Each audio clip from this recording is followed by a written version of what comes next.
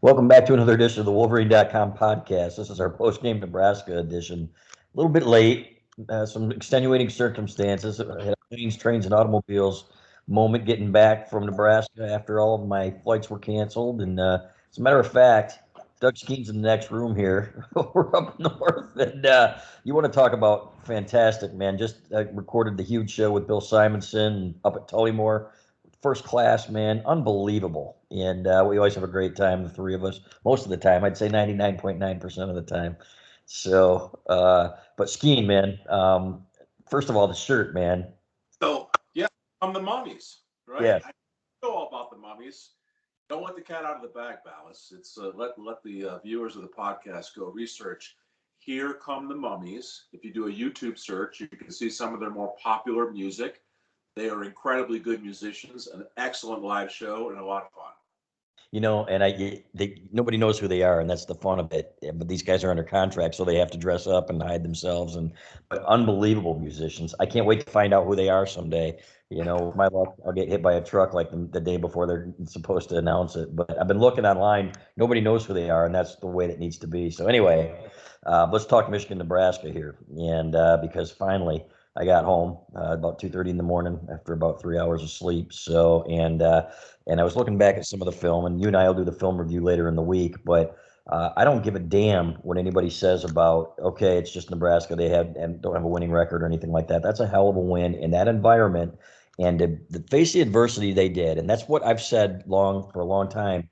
Hey, you've got to show me that you can overcome adversity, and then I'm going to start believing in you. I'm starting to believe. Now there are bigger tests to come, but coming back like they did in that environment that Doug Carr's called one of the top three or four that he's ever seen as a sideline reporter for Michigan football. Pretty impressive, Skene.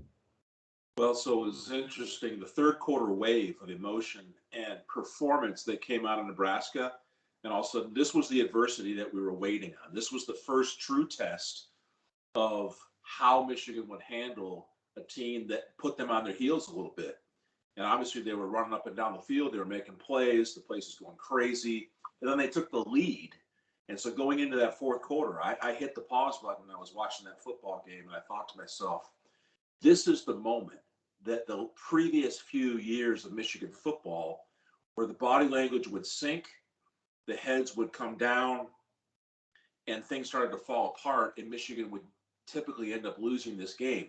That didn't happen. In fact, it was quite the opposite. You saw Michigan guys digging their heels in and pitching their body language forward and getting their chins up and making plays. And we haven't seen that in a while, Balas. And I don't care either that Nebraska is unranked and has a 500 record. I don't care.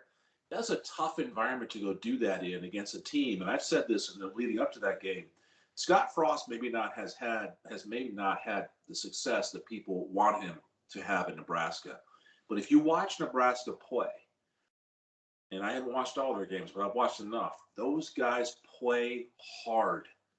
They play with great effort, and they obviously brought that. And Michigan met that with an equal amount of late game effort and pulled out the victory. I don't think it's any small deal. I think it's quite a big deal for this Michigan football team.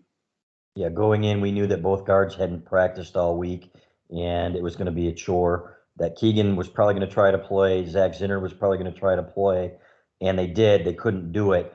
Now, I know with Bo Schembechler, if you didn't practice by a certain day, right, you didn't play in the game, if I'm not mistaken. Was it the same thing under Gary Moeller with you guys? Yeah, if you didn't practice, you didn't play because of the preparation for the week and dialing in on the game plan and making sure you got the reps on the things that were going to be core to the central game plan. Then someone else took the job and you were just out for the week. You just didn't play. Interesting, because that's changed obviously, and I Yeah. don't know why, but it's not the same anymore. And so these guys go in without having practiced at all, and it was very clear that they were struggling. Keegan's got a shoulder injury, according to Jim Harbaugh. We know about the club on Zinter's hand, and we know that I think he's got a lower body injury now as well. So, but those young guys came in, and I thought they did a pretty decent job. Scheme. Talk a little bit about what you saw from Carson Barnhart and Reese Atterbury and some of the other fellows in there. Yeah, I saw Atterbury late and squaring some guys up, and Barnhart, who's played a lot of football at Michigan in the past, I didn't think there was much of a drop off there at all. So this is another signal of positive things and that they have the depth to bring some guys in there and still be able to run the full offense. And I was watching them very closely, and they're coming off that ball, getting into their blocks, using their hands. So the fundamentals were all there. And I didn't notice any significant drop off. What I noticed was some of the leaks and some of the pass protection things were still Balas, were still struggling to pass off twists on a defensive line effectively to keep people off of our quarterback. And we gave up a sack, and you and I will do that play later in the week. That sack that we gave up was on the left guard because we're having a hard time flattening off the first twister, and that's the key to defending any twist. So again, we didn't struggle just because some of the backup guys were in there.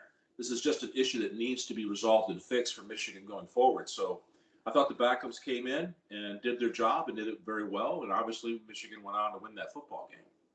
200 plus yards rushing. If you told me before the game started that Zinter and Keegan were going to be limited and barely play, and Ryan Hayes, I thought, had some struggles. We'll talk about that in a minute at left tackle. But if you told me that and then told me that they were still going to rush for 200 plus yards in that game and that the running backs would have no TFL yardage, tackle for loss yardage, I'd have said you were nuts. So you've got to tip your cap to the – I mean, it's got to be hard, right? When these guys don't play together, when you've got guys that have barely played together up front and to turn out that kind of yardage against the defense that held Michigan State, I think to Kenneth Walker, I think had 65 yards against them on 21 carries. So, I mean, that's pretty damn impressive.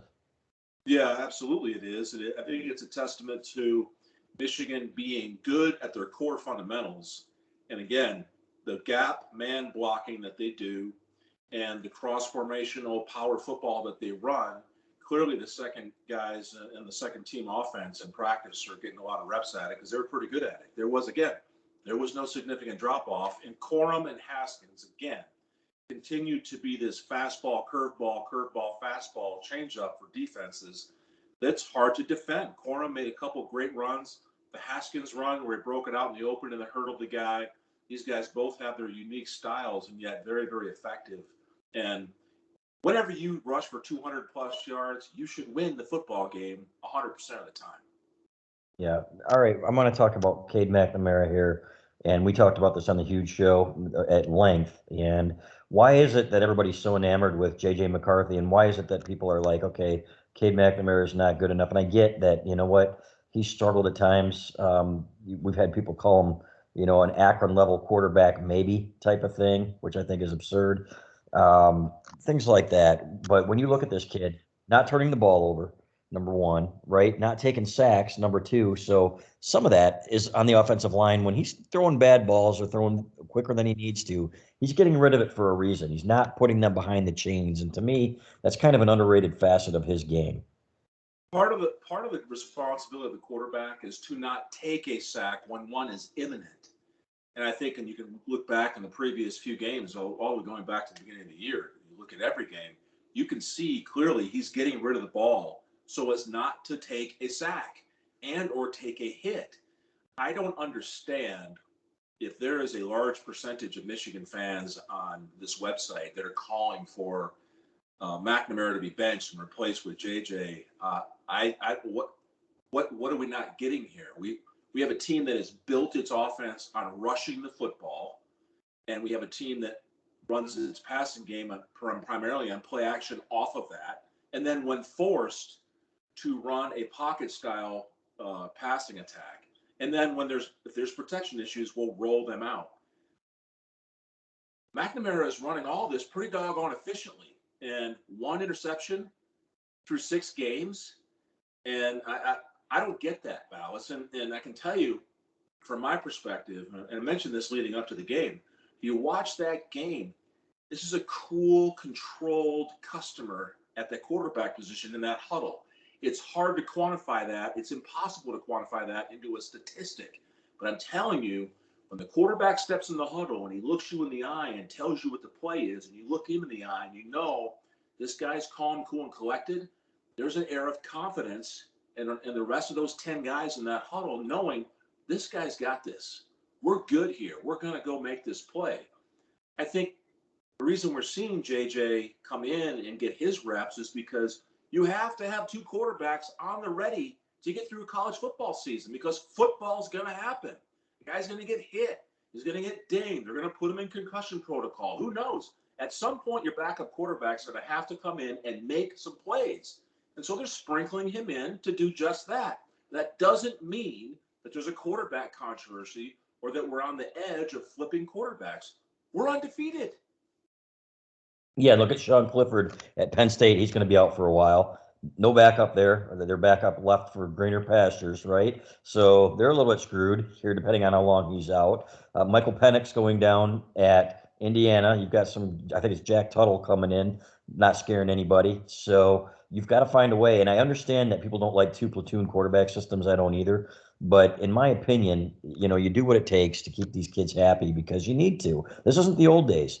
And I remember Pep Hamilton saying this, Michigan's former offensive coordinator, that you can tell kids all you want to, be patient and your day will come. These kids want to play now. It's a different day and age. Todd Collins got 2 years as a starter, playing behind Elvis Grbac, and he waited his turn. Tom Brady, look how long he waited his turn. Those days are gone, aren't they? Yeah, they're long gone, and you can see that across college football and recent teams that have done. Look at Burrows, Ohio State to LSU, Justin Fields, Georgia to Ohio State. If you don't get these kids engaged in your program and on the football field, they'll transfer and gone. So you have to get them on the field. That's absolutely part of what we're seeing here. The good news is that JJ is good enough and legitimate enough to be on that football field. We've seen the talent that he's got, but that doesn't mean we need to switch the starting quarterback. But you can't keep that kid from looking, well, I got no chance or I'm not playing at all. I have dreams and aspirations to be the quarterback on this team too. And so if I don't get this chance, I'm just going to jump in this portal and go to the next team. Can't allow that. So this is what it looks like now in the year 2021, keeping your quarterback roster full. How about the deep ball with him? Everybody's like, oh, he's terrible on the deep ball. And I'm like, what have you been watching, man? He hits a pretty damn high percentage of guys in stride. Nobody's perfect, right? I mean, and I think that everybody thinks that, okay, every long ball, the guy's open by a step or two should be right on the money. It's just not realistic. But he's had some really good throws this year. Even the flea flicker was right on the money. You look at some of the long balls against Northern Illinois, the 87-yarder to Cornelius Johnson. So, in my opinion, he's done a pretty good job there. Well, I think he's done a very good job there, comparatively speaking to the previous quarterbacks in the last 5 years, of trying to Right. throw a deep ball. Question: when I see a deep ball do it downfield, I look for a couple things. Are we forcing it into double coverage? That's happened a few times, but not very Yep. often. And is it catchable? Are we